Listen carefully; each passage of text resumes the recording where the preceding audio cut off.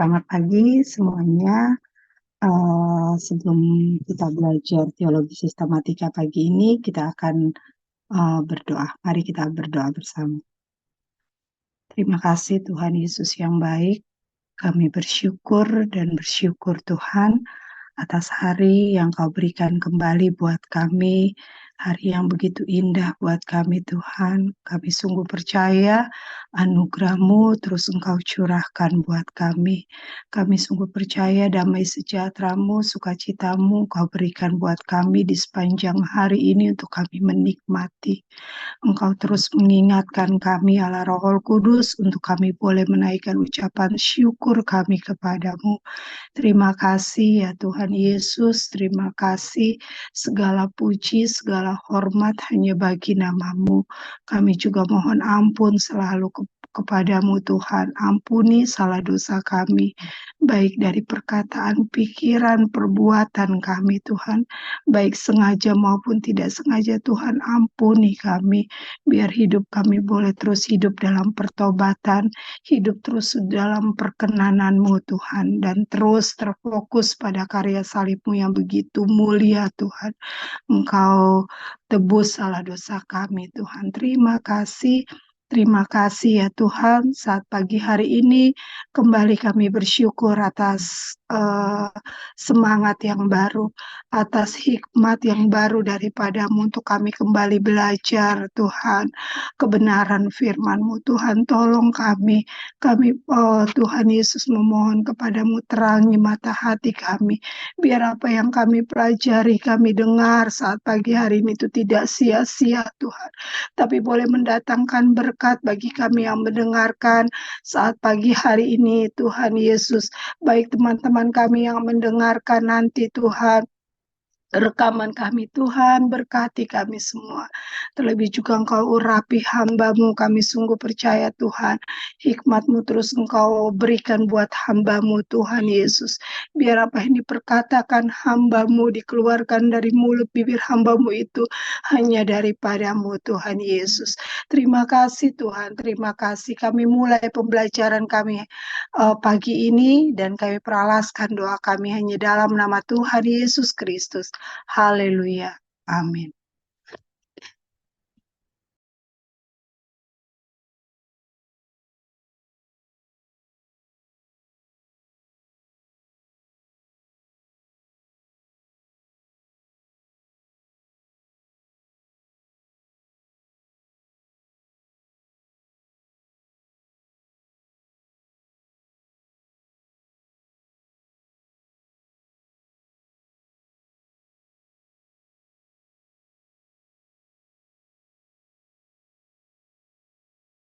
Puji Tuhan.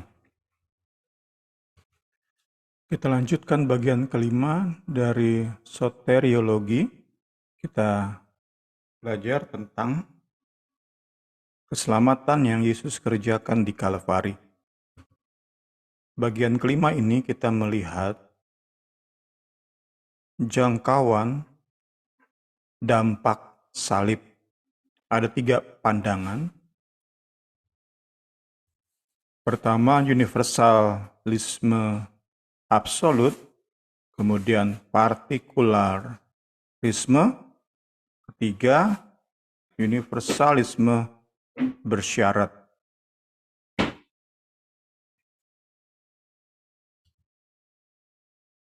Kita lihat yang pertama. Universalisme absolut. Pandangan ini tak dapat dipisahkan dari seorang tokoh gereja abad kedua bernama Origen. Ia berkeyakinan bahwa pada akhirnya semua manusia, bahkan si iblis dan para pengikutnya, akan kembali kepada Allah.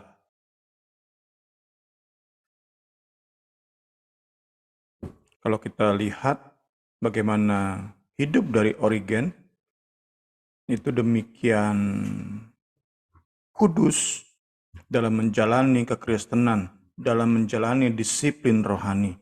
Namun demikian, ternyata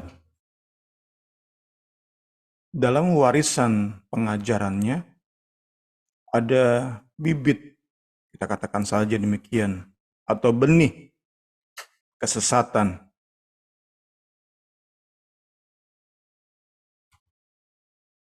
Origen berteori bahwa hukuman bagi orang berdosa, manusia berdosa, yang Alkitab ajarkan, itu bukan sesuatu yang bersifat kekal. Entah berapa lama iblis dan manusia berdosa dihukum,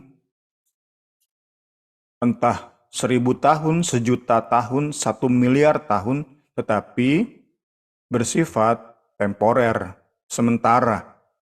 Ini yang diyakini oleh Origen, ini yang diajarkan oleh Origen. Hukuman tersebut bersifat temporer, sementara, berkaitan dengan putusnya hubungan manusia dengan Allah.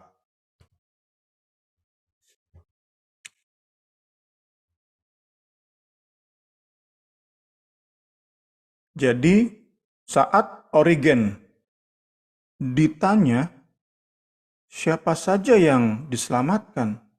Siapa saja yang menerima dampak karya pendamaian Kristus? Origen bisa dengan yakin berkata, semua orang, bahkan iblis.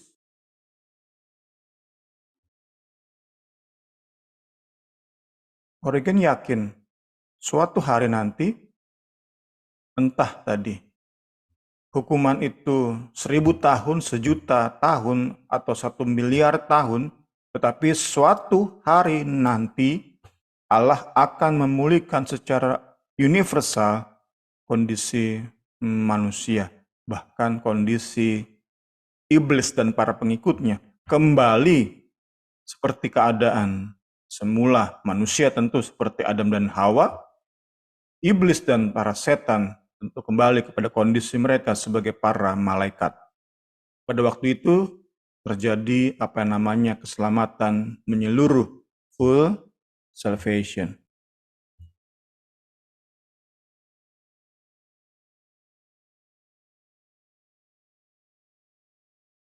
Yang menjadi dasar dari pemahaman ini adalah ia harus tinggal di surga sampai Allah menjadikan semuanya baru. Semuanya kembali ke awal. Seperti yang dikatakan oleh Allah melalui nabi-nabinya pada zaman dahulu.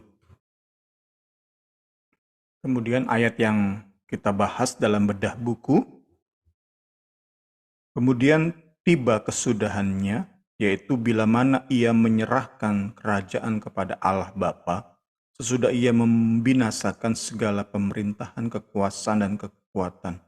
Karena ia harus memegang pemerintahan sebagai raja sampai Allah meletakkan semua musuhnya di bawah kakinya.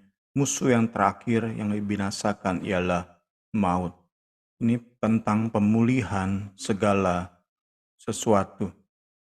Ayat-ayat semacam ini yang bicara tentang pemulihan segala sesuatu yang menjadi dasar bagi Origen untuk mengungkapkan teorinya.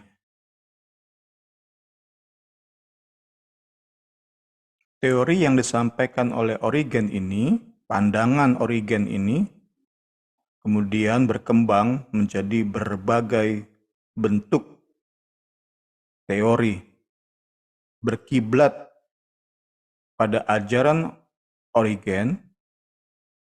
Dalam sejarah gereja, banyak penafsir mengungkapkan teori-teori untuk menjelaskan universalisme absolut ini.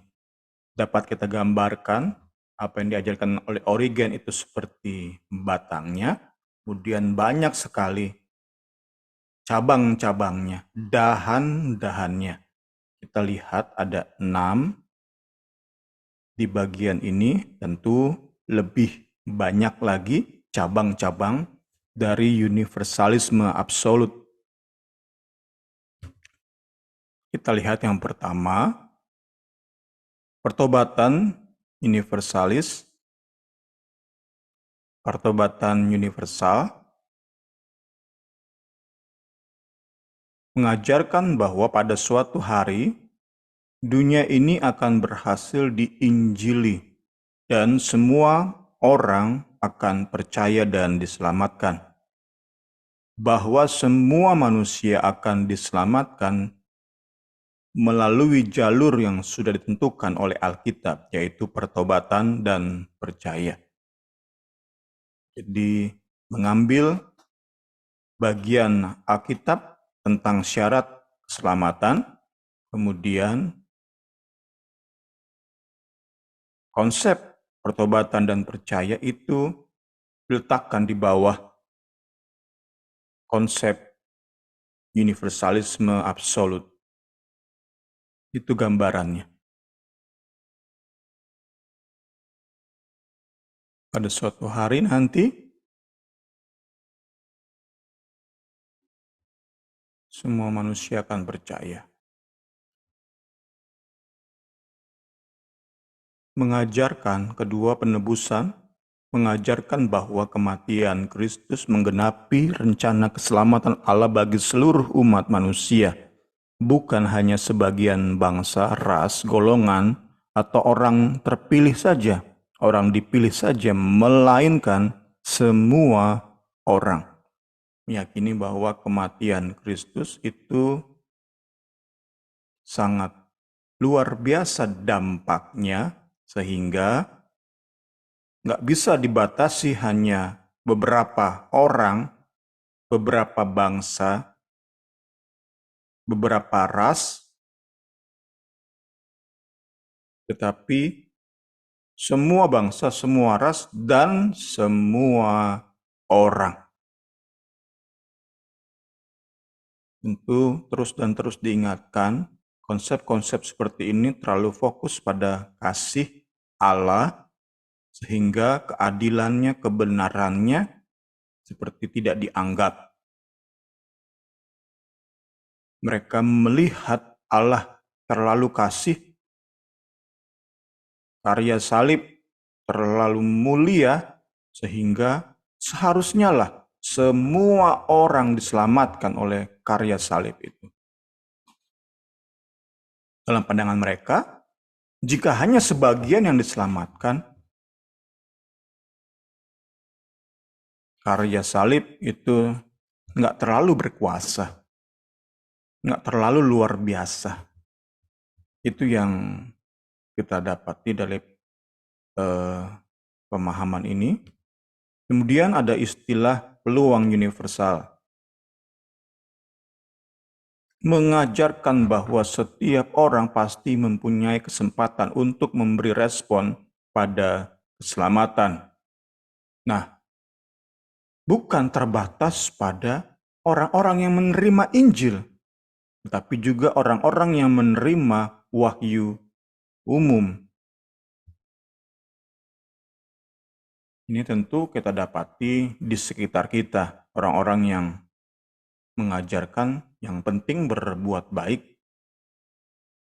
Bahkan mereka yakin agama itu hanya sebagai aksesoris. Yang penting berbuat baik, maka akan selamat. Berbuat baik itu sebagai respon yang tepat terhadap wahyu umum. Bagaimana Allah memelihara bumi ini, bagaimana Allah mencukupi kebutuhan seseorang, itu kan wahyu umum. Bagaimana Allah tetap menjaga, sehingga meskipun ada bencana alam, tetapi dunia ini nggak runtuh. Dunia ini tetap berputar pada porosnya. Orang-orang yang bisa menanggapi wahyu umum, pemahaman ini memberi keyakinan bahwa mereka diselamatkan. Yang penting mensyukuri berkat Allah yang terbukti dengan berbuat baik. Nggak perlu terima Yesus, apalagi kemudian dikaitkan dengan agama. Sebenarnya nggak terlalu penting untuk beragama. Yang penting berbuat baik. Saya ingin tambahkan, kita bisa melihat sedikit, renungkan sedikit, apa yang terjadi jika pemahaman ini masuk ke dalam gereja. Orang Kristen dengan pemahaman peluang universal, dengan orang Kristen yang sejati, kita bisa bedakan nanti. Orang-orang Kristen sejati itu ditandai oleh kerinduan untuk bertumbuh secara rohani. Rindu punya kehidupan yang semakin berpusat pada salib Kristus, pada kepentingan Kristus. Orang-orang Kristen yang terus berjuang menjalin hubungan intim dengan Kristus. Nah, ini dibandingkan, dikontraskan dengan orang-orang Kristen, tetapi hidupnya dikuasai oleh, pemikirannya dikuasai oleh pemahaman ini, peluang universal ini. Mereka akan menganggap ke gereja itu sekadarnya saja, apalagi tentang Bible study, tentang pendalaman Alkitab, tentang pujian dan penyembahan, tentang ibadah aja sekadarnya. Orang-orang yang dikontaminasi oleh peluang universal akan lebih fokus pada kemampuan diri untuk berbuat baik, kemampuan diri untuk bagaimana menjalani hidup yang lebih bermanfaat, bagaimana mereka bisa berguna, berarti bagi sesama. Itulah fokus hidup mereka, pusat hidup mereka, bagaimana mereka mampu menjadi berkat bagi orang lain.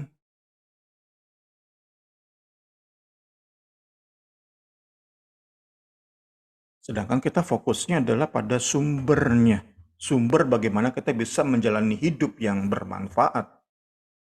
Sedangkan orang-orang yang dikontaminasi oleh peluang universal ini berfokus pada perbuatannya, pada hasilnya.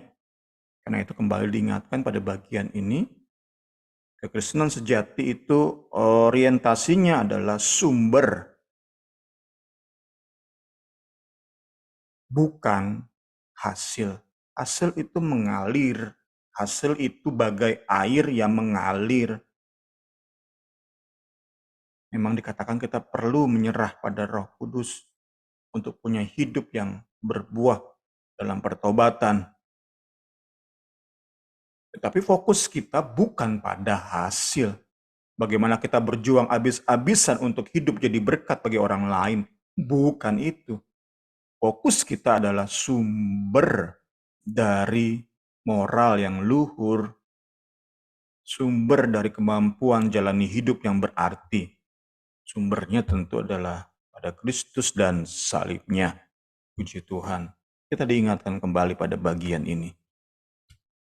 Lanjut, masih dalam universalisme absolut, bahwa pada akhirnya semua orang akan diselamatkan, mengajarkan peluang eksplisit universal bahwa setiap orang pasti pada akhirnya mempunyai peluang untuk mendengarkan Injil.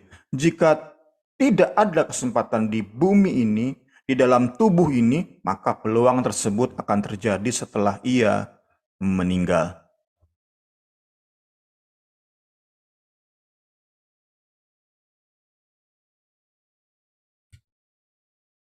Jadi, untuk menafsirkan tentang pengadilan Kristus, sebagian pendukung teori ini percaya bahwa mereka yang pernah menolak Injil akan berhadapan dengan tuntutan Kristus. Tetapi tuntutan Kristus ditafsirkan bukan sebagai pertanggungjawaban atas dosa yang mereka lakukan, tetapi tuntutan untuk mereka percaya. Jadi di pengadilan Kristus bukan dijatuhkan hukuman, tetapi dituntut untuk pada akhirnya kita punya lagu, semua lutut bertelut, semua lidah mengaku Yesus adalah Tuhan. Bagian yang benar itu diambil, ditundukkan kepada teori peluang eksplisit.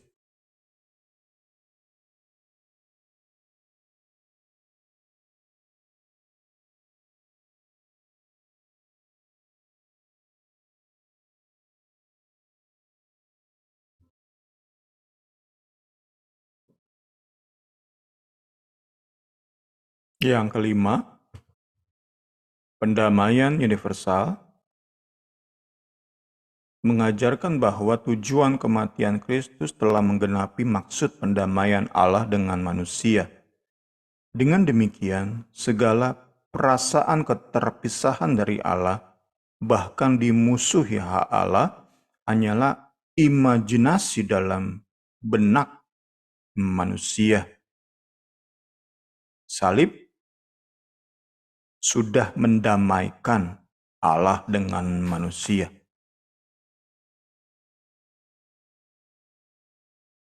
Nggak perlu itu bertobat percaya. Saat Yesus mati, dampak Kalvari itu secara otomatis mendamaikan Allah dengan umat manusia. Karena itu mereka ajarkan yang manusia butuhkan adalah bukan pesan tentang peluang untuk diselamatkan, melainkan berita tentang keselamatan yang telah diterima, sehingga manusia dapat segera menikmati sukacita atas anugerah Allah tersebut.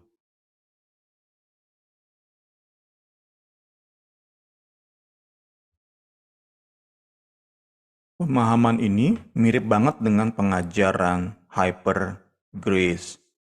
Teman-teman bisa lihat nanti di YouTube. Kami pernah dengar dari pendeta Yakub Trihandoko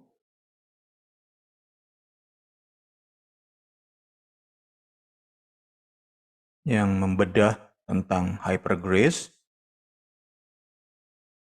Kurang lebih mirip seperti ini. Saya pribadi pernah hadir di sebuah seminar, pengajarannya mirip seperti ini yang khotbah Joseph Prince dari Singapura.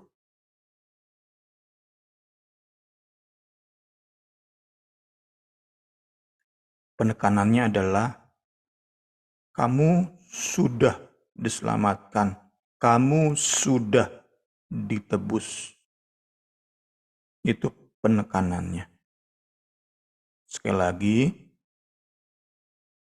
mereka terlalu menekankan, berfokus pada kasih Allah, sehingga atribut-atribut Allah lainnya diabaikan, nggak dianggap.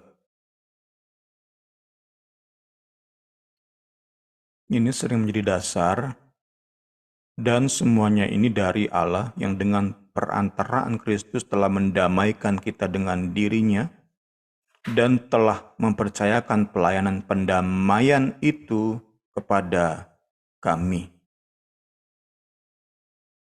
Penganut hyper grace melihat ayat ini sebagai berita bahwa kamu sudah didamaikan, kamu sudah ditebus. Ya, teman-teman bisa lihat di YouTube, cukup komprehensif. Puji Tuhan, yang terakhir dari universalisme absolut. Sekali lagi, saya hanya mengambil 6 poin, masih banyak lagi. Jika ingin melihat lebih lanjut, bisa lihat di referensi yang saya cantumkan di awal. Pengampunan universalis, atau universal pardon, mengajarkan bahwa Allah itu kasih, sehingga nggak mungkin ia meminta pertanggungjawaban manusia. Memang Ia mengancam untuk menghukum, tetapi sebenarnya pada akhirnya ia akan mengampuni semuanya.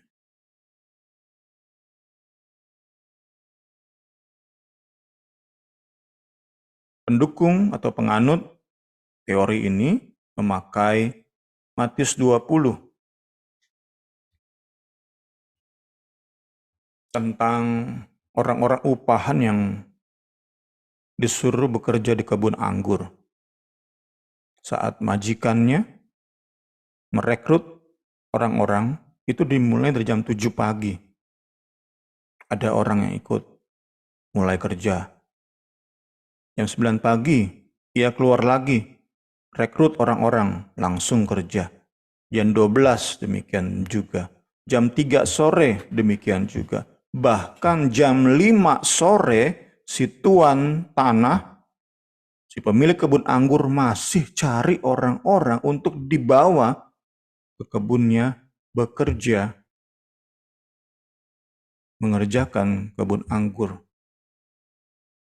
Di malam harinya, semua yang bekerja, nggak ada pembedaan gaji. Semua sama-sama upah, terima upah 1 dinar. Jadi baik yang kerjanya kita katakan 12 jam, dengan yang bekerja 2 jam sampai 3 jam, itu sama gajinya 1 dinar. Ini yang dipakai oleh teori universal pardon, mengajarkan bahwa Allah terlalu kasih, nggak mungkin ia nggak mengampuni. Pada akhirnya semua akan diampuni. Baik yang dari kecil sudah terima Yesus, juga nanti bahkan yang di dalam kematian terima Yesus. Di pengadilan terakhir dituntut untuk terima Yesus. Mereka semua diselamatkan. Itu universalisme absolut. Kita masuk yang kedua, partikularisme. Nanti kita diskusi di bagian akhir saja. Mengajarkan bahwa Yesus Kristus mati hanya bagi mereka yang Allah pilih dalam kedaulatannya. Bahwa keselamatan hanya mungkin dialami oleh orang-orang terpilih. Mereka mendasari ayat-ayat dengan ayat-ayat seperti ini. Di ayat ini diajarkan bahwa Yesus mati hanya untuk domba-domba. Di ayat ini, Yesus mati hanya untuk gereja, hanya untuk jemaat, bukan untuk semua orang. Di ayat ini dikatakan Yesus mati bagi banyak orang, bukan semua orang. Ini yang mendasari partikularisme. Yang kita tahu, istilah yang lebih keren adalah limited atonement, pendamaian terbatas. Limited atonement, L-nya itu menjadi inisial keempat dari tulip, pokok pengajaran ciri khas Calvinisme. Limited atonement, pendamaian terbatas. Yesus mengerjakan pendamaian terbatas pada orang-orang yang memang dari awal dalam kedaulatan Allah sudah dipilih untuk diselamatkan. Jadi kita bisa bayangkan saat Yesus mati tergantung di Kalvari, yang ia pikirkan akan diselamatkan hanya orang-orang terpilih saja.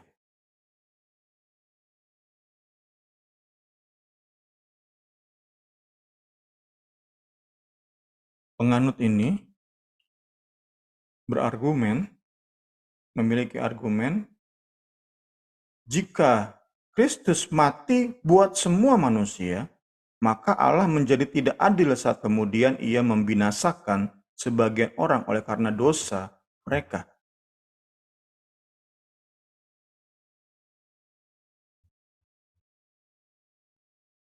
Allah digambarkan sebagai seorang penagih hutang yang menagih sampai 2 kali. Mereka berargumen, kan sudah dibayar dosanya oleh Yesus di Kalvari. Kenapa harus ditagih lagi? Sehingga saat seseorang nggak membayar, akhirnya dihukum. Padahal Yesus sudah mati buat semua orang. Itu pemikiran logis dari Calvinisme.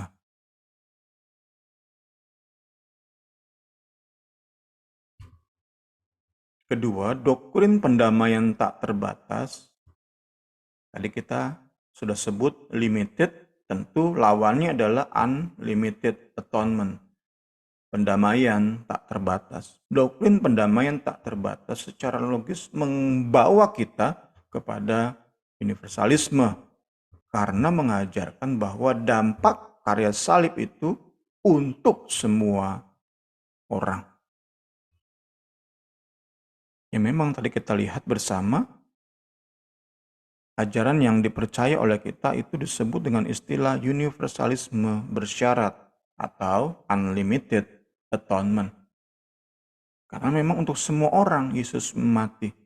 Dan itu dinyatakan oleh Alkitab.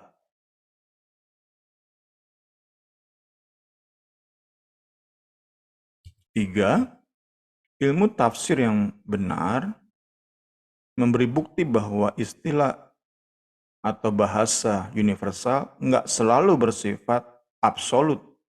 Contohnya, dalam hal ini tiada lagi orang Yunani atau Yahudi, bersunat atau tak bersunat, barbar atau skit, budak atau orang merdeka. Tetapi Kristus adalah semua di dalam segala sesuatu. Kata semua itu menunjuk pada orang-orang yang terima Yesus, orang-orang yang diselamatkan. Jadi nggak berarti jadi mereka mengajarkan bahwa kata semua itu bukan selalu berarti semua dalam arti keseluruhan. Semua dalam arti absolut. Semua itu menunjuk pada orang-orang yang diselamatkan, baik itu Yunani, Yahudi, bersunat, tidak bersunat, dan seterusnya. Tetapi kata semua itu menunjuk pada orang-orang yang sudah jadi jemaat masuk dalam tubuh Kristus. Puji Tuhan. Lanjut bagian akhir. Universalisme bersyarat, inilah yang kita percaya. Mengajarkan bahwa Yesus Kristus mati untuk semua orang. Tetapi karya keselamatan Kristus hanya berdampak di hidup mereka yang bertobat dan percaya. Karena itu dikatakan bersyarat. Syaratnya adalah bertobat dan percaya. Jika tadi di absolut, dampak itu diterima secara otomatis oleh setiap manusia, nggak ada syaratnya apa-apa, itu kita gampangkannya. Tentu tadi ada yang menafsirkan ada suatu saat nanti semua orang bertobat dan percaya, itu kan lebih ke cabang-cabang dari universalisme absolut. Tetapi pada hakikatnya universalisme absolut itu nggak membutuhkan, nggak mencantumkan syarat dan ketentuan. Sedangkan yang kita yakini, Yesus mati memang untuk semua orang. Yesus mati untuk dunia. Karena begitu besar kasih Allah akan dunia ini. Sehingga ia mengaruniakan anaknya yang tunggal. Supaya mereka yang percaya diselamatkan. Kita percaya Yesus mati buat semua orang, tetapi karya keselamatannya hanya berdampak di hidup mereka yang bertobat dan percaya. Inilah syaratnya. Argumen yang disampaikan oleh universalisme bersyarat, pertama, tawaran keselamatan di dalam pemberitaan Injil itu menjadi sesuatu yang nggak tulus. Jika ternyata hanya sebagian orang saja yang sudah ditentukan untuk bisa terima tawaran itu. Siapa yang mau diselamatkan, percaya pada Yesus, beri diri dibaptis.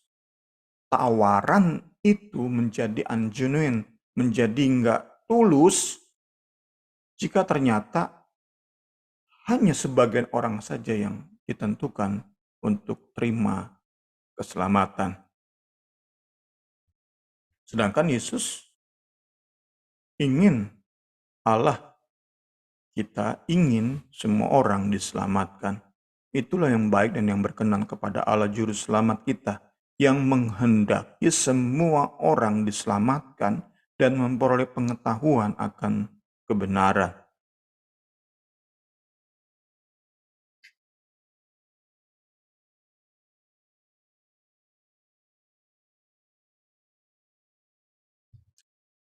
Kedua, argumen disampaikan oleh universalisme bersyarat, sebelum bangkitnya, menjamurnya, tumbuhnya pemahaman Calvinisme yang sekarang banyak menguasai gereja-gereja, teolog-teolog. Sebelumnya, kekristenan, mayoritas orang-orang Kristen, mayoritas pendeta, pimpinan gereja, menganut pendamaian nggak terbatas. Bahkan banyak tokoh reformasi juga percaya bahwa Yesus mati buat semua orang, di antaranya Martin Luther, Bullinger, Coverdale.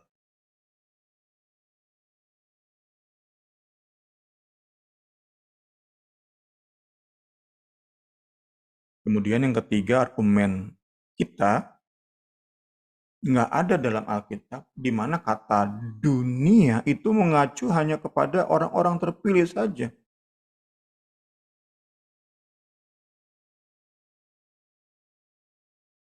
Ini argumen kita.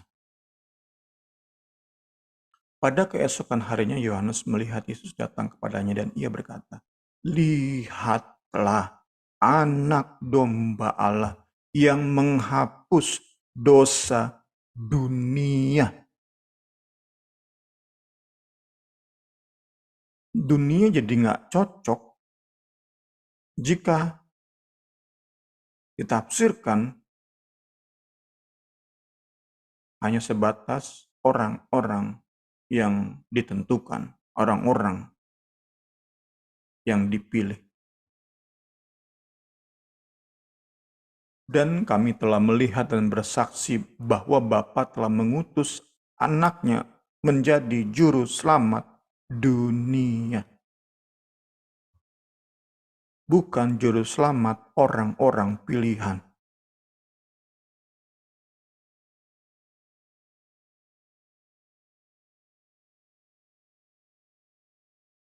Keempat, yang terakhir, meski menyatakan bahwa Yesus mati untuk dunia, namun Alkitab pun membedakan antara orang percaya dan dunia.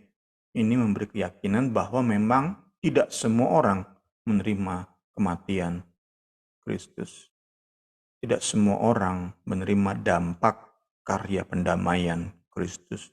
Jadi kita pahami, meski dalam pemikiran Allah semua orang Ia ingin selamatkan, namun tetap bersyarat, yaitu orang tersebut bertobat dan percaya.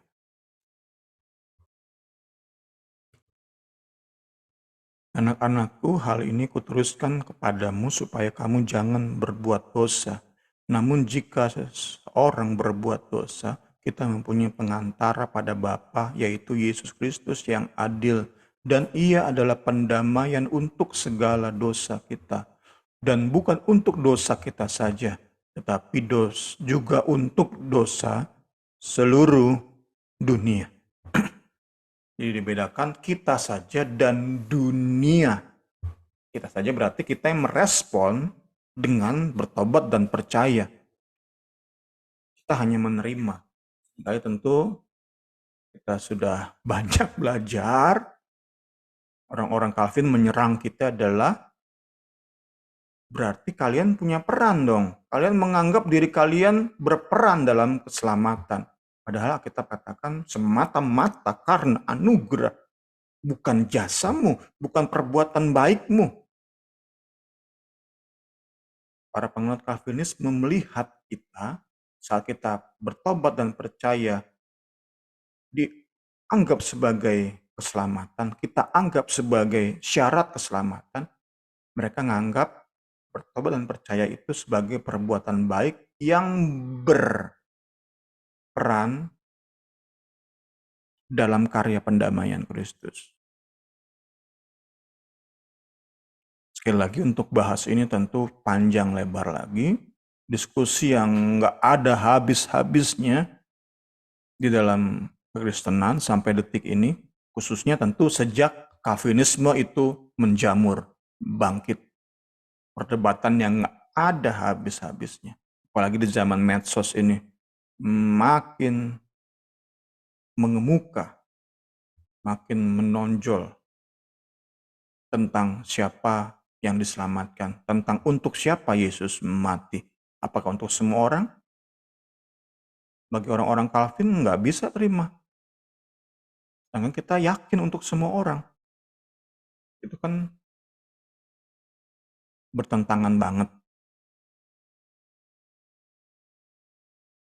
Namun demikian dari buku ini, dari buku referensi utama kita, gereja pada umumnya, kekristenan saat ini, mayoritas para teolog pimpinan gereja sama-sama sepakat menolak universalisme absolut. Mereka yakin, sama-sama yakin nih, mayoritas kekristenan saat ini, bahwa ada orang yang memang nggak diselamatkan.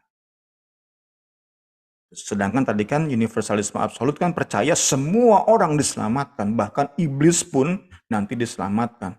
Entah 1 miliar tahun lagi, pokoknya akhirnya iblis diselamatkan. Iblis kembali kepada Allah. Iblis kembali menyembah Allah, melayani Allah sebagai malaikat-malaikatnya. Itu ditolak oleh mayoritas kekristenan saat ini. Namun di dalam kekristenan saat ini, perdebatan yang ada habis-habisnya adalah antara partikularisme dan universalisme bersyarat. Sama-sama menolak yang absolut, tetapi di dalam sendiri ada perdebatan yang sama-sama punya dasar Alkitab yang kuat. Bagaimana dengan kita menanggapinya? Ya kita punya argumen sendiri. Kita nggak langsung dengar, karena sekarang apalagi di YouTube dengan pengajaran-pengajaran yang back to Bible, itu banyak Calvinisme, langsung kita ikuti, oh enggak demikian. Kita sudah punya dasar teori, dasar pemahaman yang cukup kuat, ya kita pegang. Kita punya argumen cukup kuat, ngapain kita ikut-ikut yang lagi booming? Enggak. Yang lagi tren? Enggak. Kita juga punya dasar. Kita ambil yang baik saja dari aliran Reform, Calvinisme, kita ambil yang baik. Semangat untuk back to Bible dalam Alkitab itu baik, kita ambil. Tapi jangan semua yang mereka ajarkan kita ambil.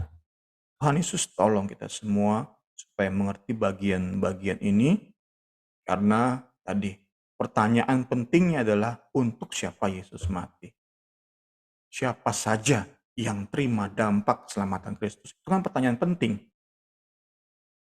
Siapa saja yang diselamatkan? Itu pertanyaan penting. Siapa saja yang menerima dampak dari karya pendamaian Yesus di Kalvari?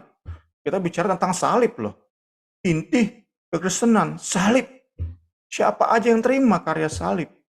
Itu kan penting banget. Nah, itu berdebat terus. Tuhan Yesus tolong kita semua supaya kebingungan, perdebatan, perselisihan yang tak kunjung habis dalam kekristenan itu sendiri nggak membuat kita apalagi sampai menganggap rendah karya salib. Oh no, ayat-ayat yang sudah jelas kita pegang banget gitu. Semata-mata karena anugerah. Kita menyadari percaya bertobat itu bukan perbuatan baik. Kita hanya sekadar menerima yang Yesus kerjakan di Kalvari. Kita tidak sedang berbuat baik. Kita bukan sedang mengandalkan perbuatan baik kita untuk bertobat dan percaya seperti yang dituduhkan oleh para Calvinis pada kita. Enggak. Kita tahu percaya dan bertobat itu bukan perbuatan baik. Kita sadar banget selamat karena anugerah. Kita sekadar menerima, merespon dengan benar tawaran keselamatan Kristus. Dan sekali lagi kita punya dasar-dasar yang gak kalah kuat dengan mereka. Tuhan Yesus tolong kita semua, segala hormat kemuliaan bagi Yesus. Masih ada waktu untuk diskusi, silakan Ibu Rini.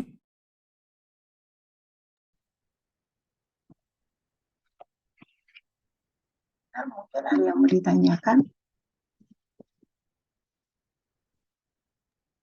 Bu mau nanya, yang apa universal list itu kan semua orang diselamatkan, tapi ada benernya juga ya Bung yang paling belakang yang tadi Bung Semi itu ngejelasin tentang perumpamaan kebun anggur.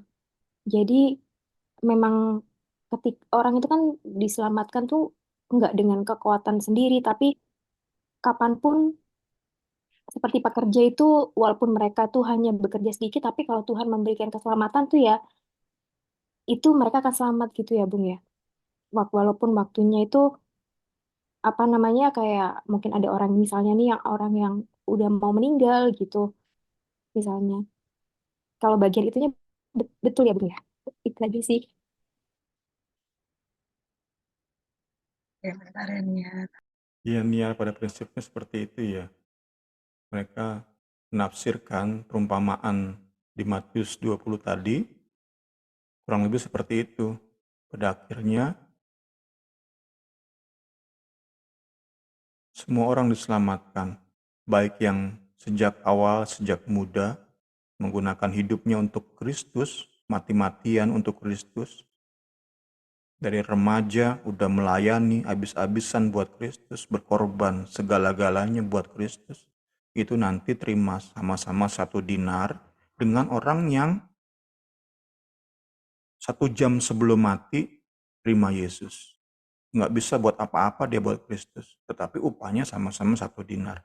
Bahkan di-extend lagi, nanti orang-orang yang sudah mati kemudian dihakimi di tahta Kristus dituntut untuk percaya pada Yesus, mau nggak mau percaya mereka. Itu pun terima 1 dinar.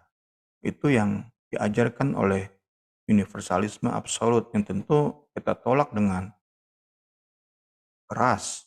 Setelah kematian itu kita tolak dengan keras. Sebelum kematian, seperti penjahat yang di sisi mana? Yang disalib di sebelah Kristus, kiri ya. Itu pun beberapa jam, mungkin beberapa nggak sampai sejam sebelum dia mati dia terima Yesus, ia pun terima 1 dinar. Ini tentu bicara tentang diselamatkan, bicara tentang diselamatkan, bukan tentang upah. Saat kita belajar kemarin di bedah buku tentang tubuh kebangkitan, tentang berbagai-bagai macam kemuliaan, kita sudah belajar tentu tentang upah. Jadi di bagian ini kita lebih cocoknya melihat 1 dinar itu sebagai keselamatan, bukan derajat kemuliaan, derajat upah, degree of upah yang akan kita terima di dalam kekekalan. Itu yang bisa saya pahami sampai detik ini. Mungkin Niar tambahkan. Udah jelas Bung, makasih. Oke. Kalau tidak ada pertanyaan lagi, nanti Niar yang tutup dalam doa ya Niar. Ya, Kak. Mari kita berdoa. Tuhan Yesus, kami berterima kasih ya Bapa untuk segala apa yang telah Kau firmankan ya Bapa. Kami boleh mendengar ya Tuhan Yesus, karya salib-Mu yang begitu ajaib dalam hidup kami ya Tuhan Yesus. Terima kasih ya Tuhan, terima kasih karena kasih setiamu yang lebih dari hidup. Terima kasih karena pengorbananmu ya Bapa yang terus Tuhan memberikan kami kekuatan untuk lebih hari, lebih heran lagi ya Bapa, menjadi alat-Mu ya Tuhan Yesus. Tuhan berikan kami terus ya Bapa, segala apa yang menjadi kebutuhan kami untuk mengenal ya Tuhan Yesus. Lebih heran lagi Tuhan, tentang karya salib-Mu, tentang pengorbanan-Mu ya Tuhan Yesus. Banyak sekali ya Tuhan Yesus, pengajaran-pengajaran yang mungkin membuat kami pusing ya Tuhan Yesus, tapi kami mau ya Tuhan Yesus, segala apa yang benar Tuhan yang tahu dalam hati ya Tuhan Yesus. Kami ingin terus percaya Tuhan bahwa kami hidup karena kasih karunia-Mu, bukan karena kekuatan kami sendiri. Bahkan kami berbuah karena kami fokus akan karya Tuhan, karena kami tahu um, dengan siapa kami bergantung Tuhan Yesus Kristus. Kami mau melihat sumbernya ya Tuhan Yesus di atas segalanya ya Tuhan Yesus. Lebih dari apa yang kami bisa lakukan ya Tuhan. Terima kasih Tuhan, terima kasih. Terus tuntun kami dalam pengenalan kami, memberikan kami kerinduan ya Tuhan Yesus untuk mengenal kebaikan-Mu, kemuliaan-Mu ya Tuhan Yesus di Kalvari ya Bapa. Terima kasih ya Tuhan. Tuhan kami juga rindu, teman-teman kami ya Tuhan Yesus juga boleh menerima pengenalan ya Tuhan Yesus sehingga kami tidak salah jalan, kami tidak menggunakan kekuatan kami sendiri, kami tidak salah Tuhan dalam melihat segala sesuatu. Kami mau belajar Injil yang benar ya Bapa. Untuk itu kami ya Tuhan mau berdoa agar kami, teman-teman kami boleh ya Tuhan Yesus mau memiliki hati, telinga ya Tuhan Yesus untuk mencari Engkau lebih heran lagi ya Bapa. Terima kasih ya Tuhan. Tuhan kami percaya segala apa yang dibutuhkan Bung Semi untuk mengajarkan kami, segala materi Tuhan Yesus, terutama hikmat Tuhan, terutama rohmu Tuhan Yesus, yang saya butuhkan Tuhan boleh menjadi bagiannya selalu ya Tuhan Yesus, memberikan semangat, kekuatan ya Tuhan Yesus. Kami tahu Tuhan ada saat-saat low and down ya Tuhan Yesus, ada saat-saat di mana mungkin susah Tuhan dalam mengajar Tuhan, tapi kami percaya apa yang um, Bung Semi lakukan untukmu Tuhan Yesus, Tuhan saja memberikan kekuatan, Tuhan yang pelihara. Terima kasih Tuhan memberkati juga keluarganya, Tuhan yang mencukupi kebutuhan mereka ya Tuhan Yesus dalam melayani Engkau ya Tuhan Yesus. Semangat yang baru setiap hari, hati yang terus melihat akan kasih-Mu, akan pengampunan-Mu terus menjadi bagian mereka ya Bapa. Terima kasih ya Tuhan, terima kasih kami sudah mendengar kebenaran firman-Mu ya Tuhan Yesus. Kami percaya Tuhan sudah taruh dalam hati kami tidak akan sia-sia ya Tuhan Yesus. Tapi kami boleh ya Tuhan Yesus hidup berjalan dalam kebenaran roh-Mu setiap hari Tuhan Yesus. Terima kasih ya Tuhan, kami bentar mau beraktivitas. Sudah diberkati ya Tuhan pada pagi hari ini dan kami mengucap syukur di dalam nama Tuhan Yesus Kristus. Haleluya. Amin.